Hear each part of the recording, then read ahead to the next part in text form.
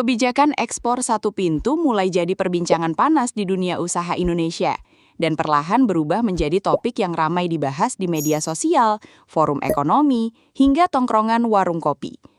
Pemerintah disebut-sebut ingin membuat sistem ekspor lebih terpusat agar pengawasan perdagangan internasional menjadi lebih rapi, terkontrol, dan terintegrasi dalam satu jalur utama. Kalau didengar sekilas memang terdengar modern dan canggih ya, seperti konsep semua tinggal satu klik.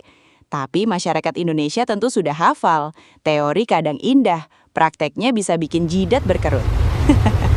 Selama bertahun-tahun, banyak pelaku usaha mengeluhkan proses ekspor yang dinilai terlalu rumit, penuh dokumen, dan seringkali memakan waktu panjang hanya untuk menyelesaikan administrasi dasar.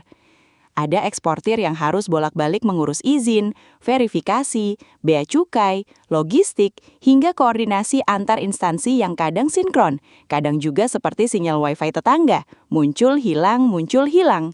Karena itulah, pemerintah mencoba menghadirkan sistem ekspor satu pintu sebagai solusi untuk memangkas jalur birokrasi yang dianggap bertele-tele. Konsep dasarnya sebenarnya cukup sederhana, yaitu seluruh proses ekspor diintegrasikan ke dalam satu sistem pusat agar pengawasan lebih mudah dan alur perdagangan lebih efisien. Dengan begitu, data ekspor diharapkan menjadi lebih transparan dan potensi kebocoran atau permainan di lapangan bisa ditekan. Pemerintah juga berharap sistem ini mampu mempercepat arus barang ke luar negeri sehingga produk Indonesia bisa lebih kompetitif di pasar global. Apalagi saat ini persaingan perdagangan internasional semakin ketat. Negara-negara lain berlomba mempercepat proses logistik mereka, sementara Indonesia masih sering mendapat kritik soal birokrasi yang lambat. Kadang ada yang bercanda kalau urusan administrasi di negeri ini bisa bikin orang mendadak belajar sabar tingkat dewa. Bayangkan saja, ada pelaku usaha yang mengaku lebih cepat mendapat balasan chat mantan daripada proses verifikasi dokumen ekspornya selesai. Walaupun terdengar lucu, cerita seperti itu sebenarnya menggambarkan keresahan nyata di dunia usaha. Pemerintah sendiri menilai sistem baru ini bisa menjadi salah satu langkah strategis untuk memperkuat ekonomi nasional. Sebab ekspor memiliki peran besar dalam mendatangkan devisa negara, menjaga kestabilan rupiah, dan meningkatkan pertumbuhan industri dalam negeri. Ketika ekspor meningkat, maka produksi dalam negeri ikut bergerak, tenaga kerja terserap, dan aktivitas ekonomi menjadi lebih hidup.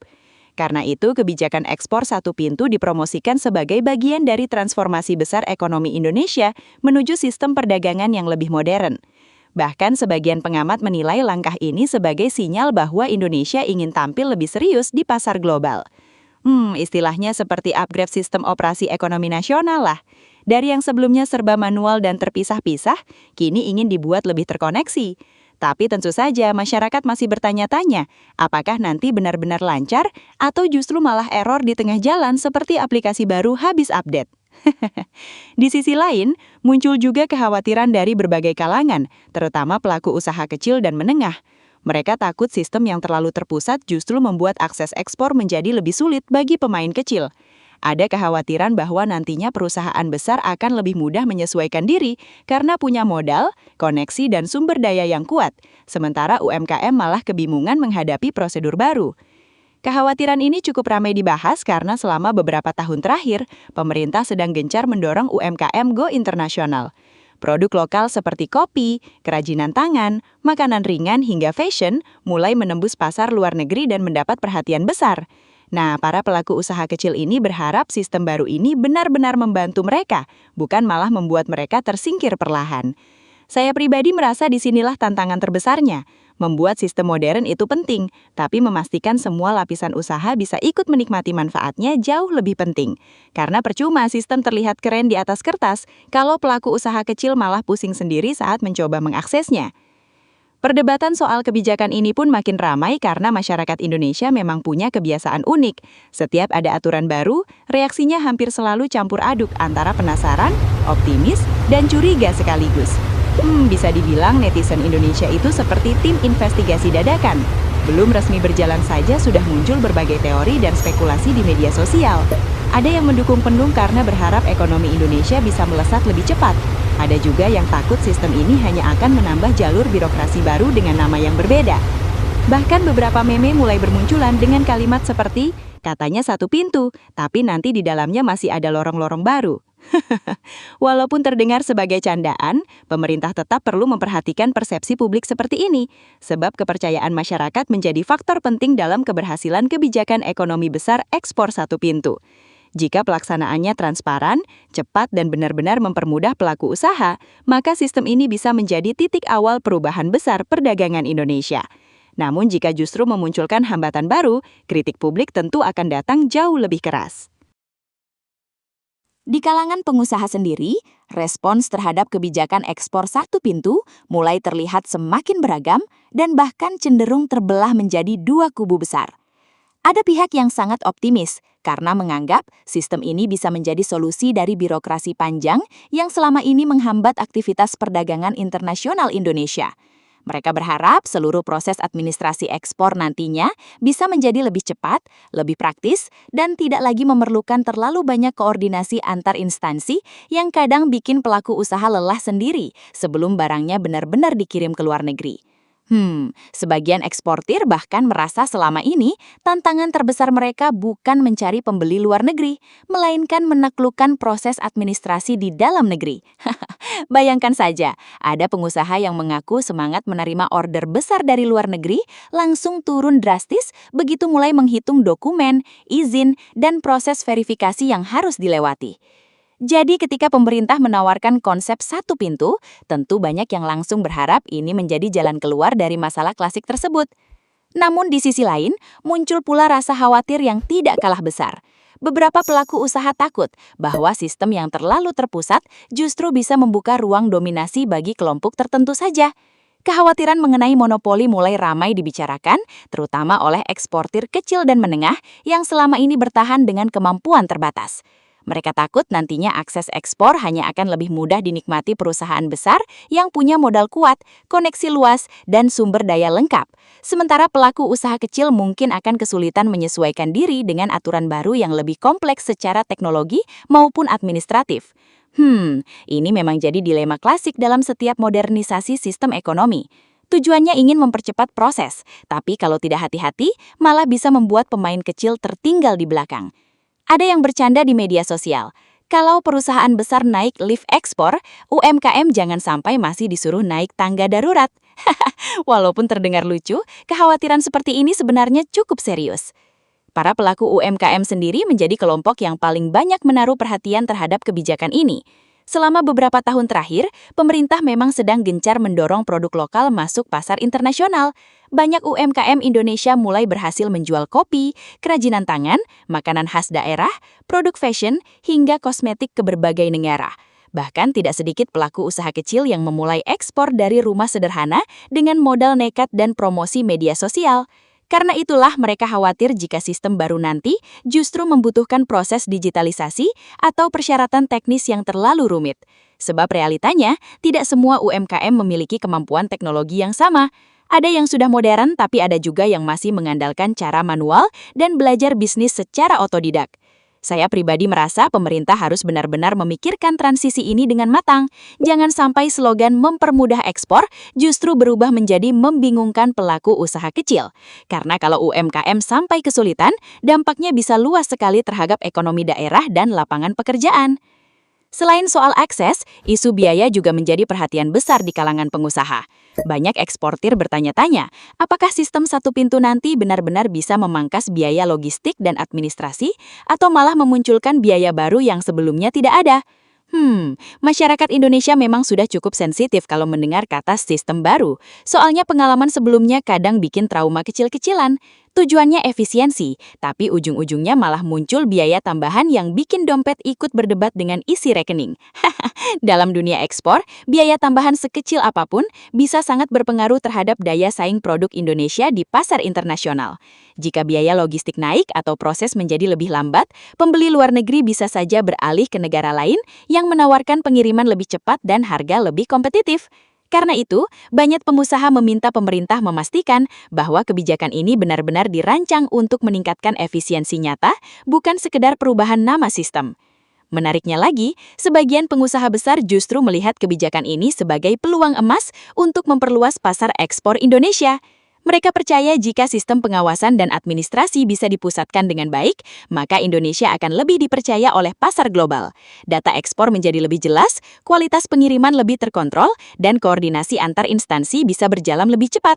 Dalam jangka panjang, hal ini dinilai dapat meningkatkan reputasi Indonesia sebagai negara eksportir yang profesional dan modern.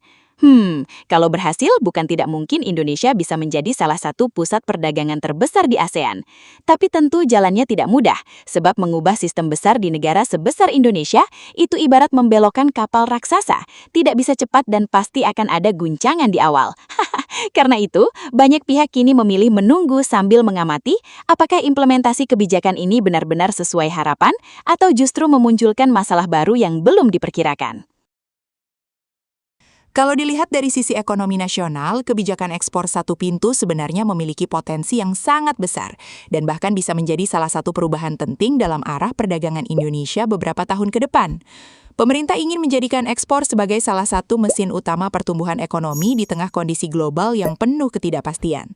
Saat banyak negara sedang menghadapi perlambatan ekonomi, perang dagang, kenaikan suku bunga, hingga ketegangan geopolitik internasional, Indonesia mencoba mencari cara agar roda ekonominya tetap bergerak stabil.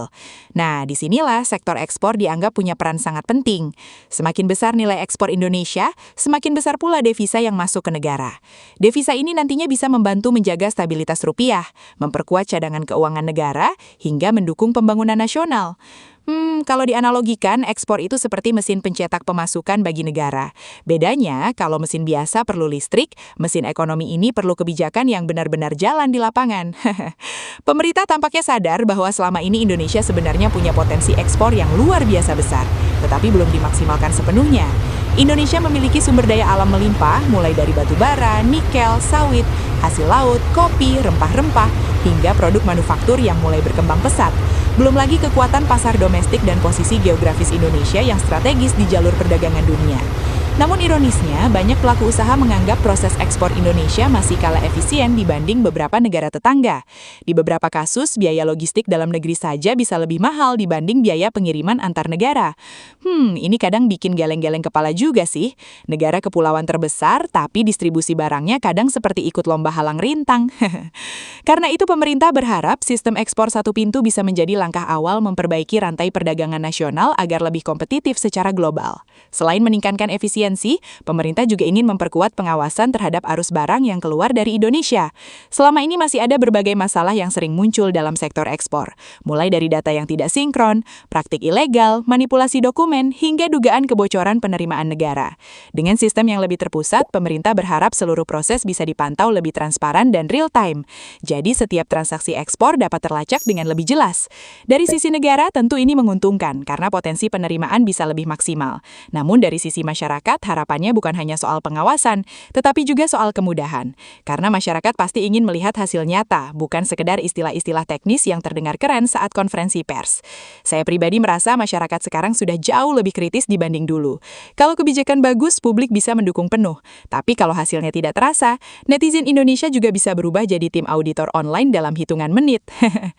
Di tengah kondisi ekonomi global saat ini, pemerintah memang terlihat semakin serius menjadikan ekspor sebagai senjata utama menghadapi tekanan internasional. Banyak negara sedang berlomba memperkuat industri domestik mereka karena permintaan global mulai melambat. Harga komoditas dunia juga naik turun tidak menentu. Belum lagi konflik geopolitik antara negara besar seperti Amerika Serikat dan China yang ikut mempengaruhi rantai pasok internasional. Nah, Indonesia melihat peluang untuk mengambil posisi strategis di tengah perubahan tersebut.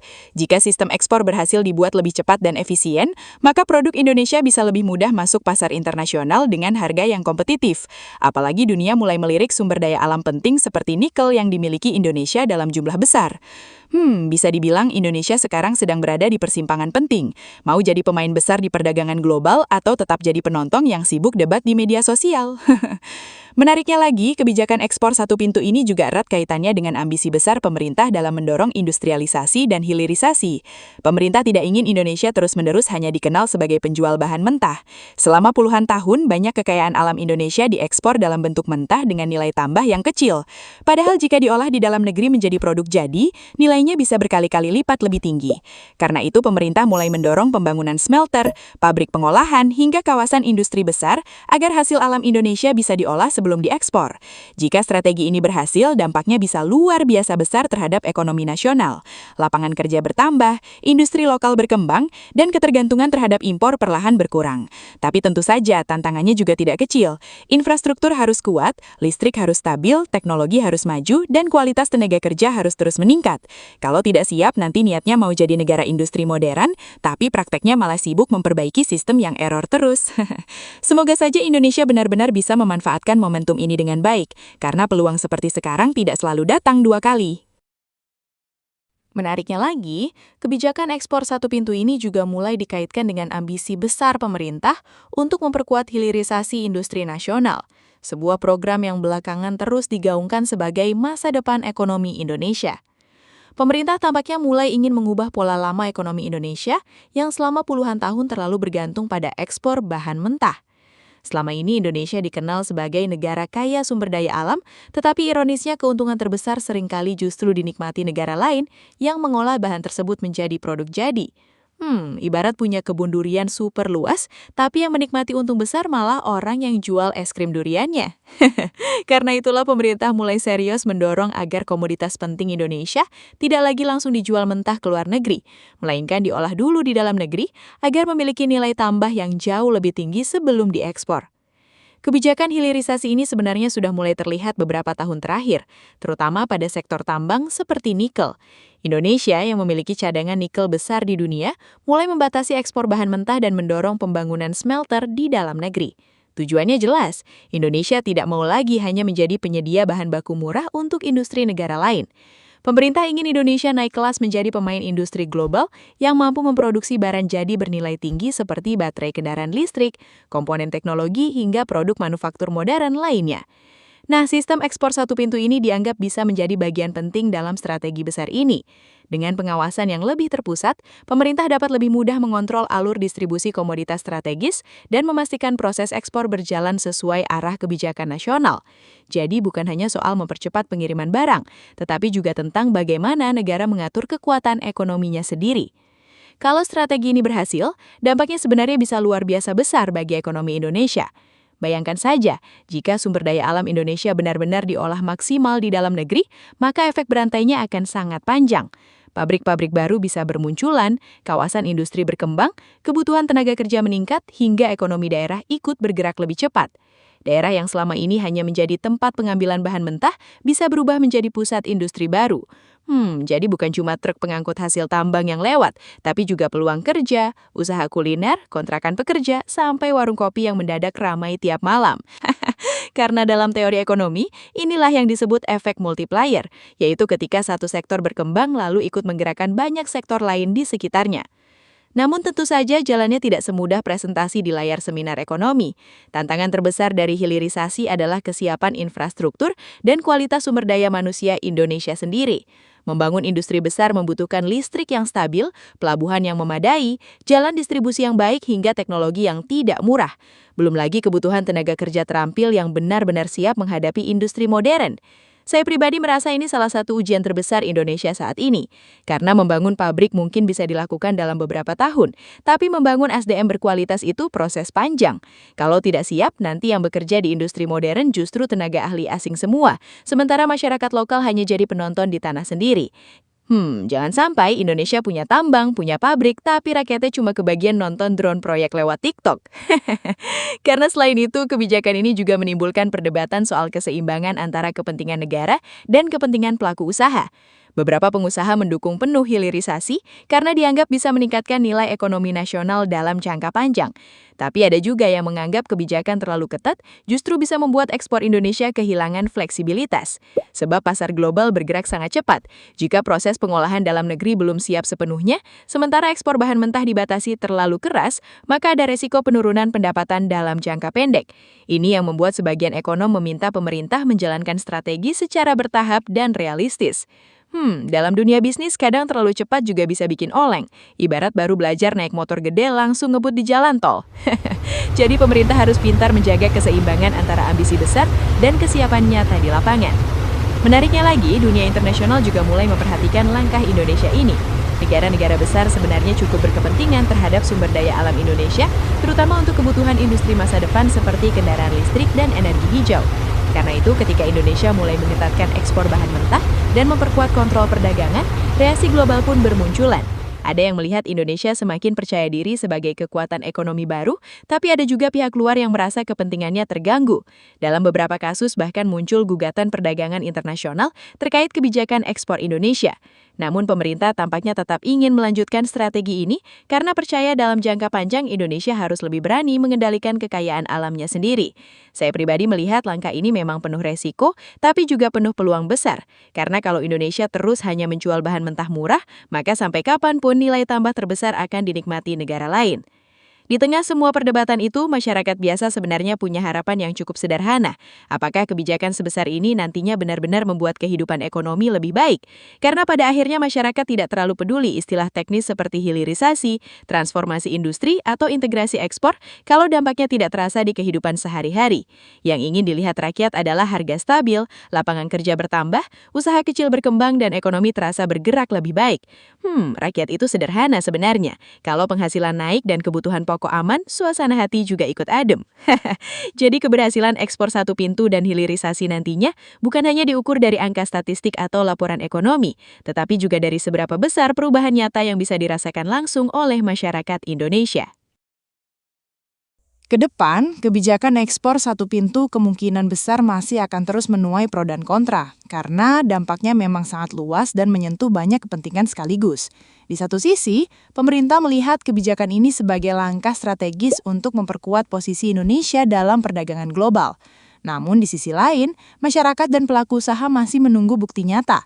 Apakah sistem baru ini benar-benar mampu membawa perubahan positif atau justru hanya menjadi tambahan lapisan birokrasi baru dengan nama yang lebih modern? Masyarakat Indonesia memang sudah cukup berpengalaman menghadapi berbagai revolusi sistem yang awalnya terdengar menjanjikan, tetapi implementasinya kadang bikin orang menghela napas panjang. Karena itulah, publik sekarang cenderung lebih hati-hati dalam menyambut kebijakan besar. Tidak langsung menolak, tapi juga tidak langsung percaya begitu saja. Sebagian masyarakat melihat ekspor satu pintu sebagai peluang besar untuk membuat ekonomi Indonesia lebih tertata dan efisien.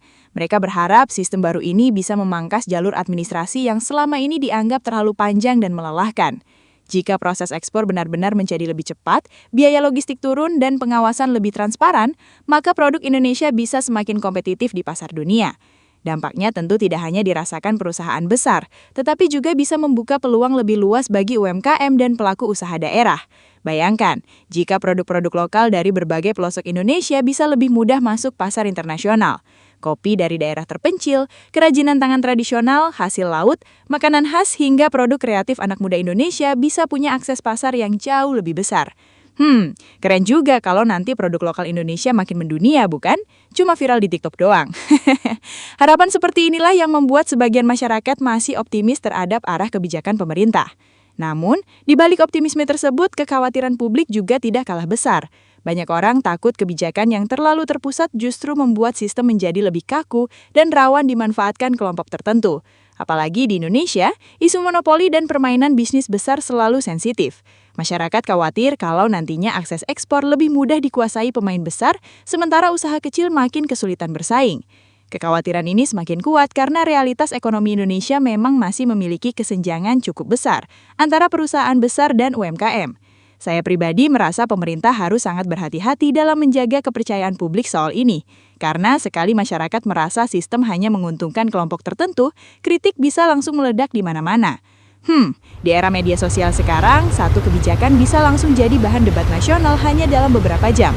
Kadang bahkan meme dan komentar netizen muncul lebih cepat daripada penjelasan resmi pemerintah.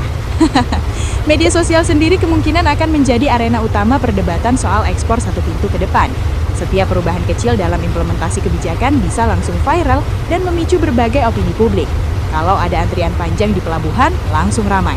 Kalau ada UMKM mengeluh kesulitan akses sistem baru, langsung jadi bahan diskusi nasional. Bahkan kalau server sistem error beberapa jam saja, mungkin netizen sudah mulai membuat meme ekspor satu pintu tapi loading terus. Fenomena ini sebenarnya menunjukkan bahwa masyarakat sekarang jauh lebih aktif mengawasi kebijakan publik dibanding dulu. Pemerintah tidak bisa lagi hanya mengandalkan konferensi pers atau laporan formal. Transparansi dan komunikasi yang cepat menjadi sangat penting agar publik tidak dipenuhi spekulasi negatif. Selain pengawasan publik, tantangan besar lainnya adalah konsistensi pelaksanaan di lapangan. Indonesia seringkali memiliki kebijakan yang terlihat sangat bagus di tingkat pusat, tetapi implementasinya berbeda-beda di daerah. Ada daerah yang cepat beradaptasi, ada juga yang masih tertinggal dari sisi infrastruktur maupun kesiapan sumber daya manusia. Nah, kalau sistem ekspor satu pintu ingin berhasil secara nasional, maka sinkronisasi antar wilayah harus benar-benar diperhatikan. Jangan sampai pusat sudah memakai sistem digital modern, tapi di lapangan masih ada proses manual yang membuat semuanya jadi lambat lagi. Kadang masalah terbesar di Indonesia bukan kurang ide bagus, tapi jalur praktiknya yang suka berliku-liku seperti jalan alternatif mudik.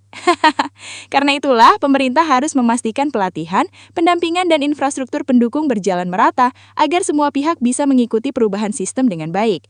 Di tengah semua dinamika ini, masyarakat sebenarnya hanya ingin satu hal sederhana, hasil nyata yang bisa dirasakan langsung dalam kehidupan sehari-hari. Kalau ekspor meningkat tapi harga kebutuhan pokok tetap mahal, masyarakat tentu akan bertanya-tanya, manfaatnya di mana?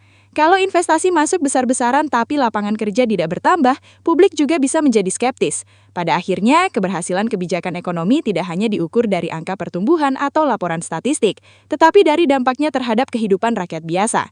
Apakah pengusaha kecil lebih mudah berkembang? Apakah anak muda punya peluang kerja lebih luas? Apakah ekonomi daerah ikut bergerak? Pertanyaan-pertanyaan seperti inilah yang nantinya akan menentukan apakah ekspor satu pintu dianggap sebagai langkah bersejarah atau hanya sekedar proyek besar yang ramai dibicarakan di awal lalu perlahan dilupakan.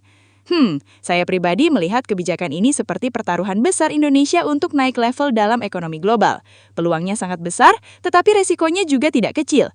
Kalau berhasil, Indonesia bisa menjadi salah satu kekuatan perdagangan terbesar di kawasan dan lebih dihormati dalam rantai pasok dunia. Namun, kalau gagal dikelola dengan baik, sistem ini justru bisa memunculkan masalah baru yang lebih rumit.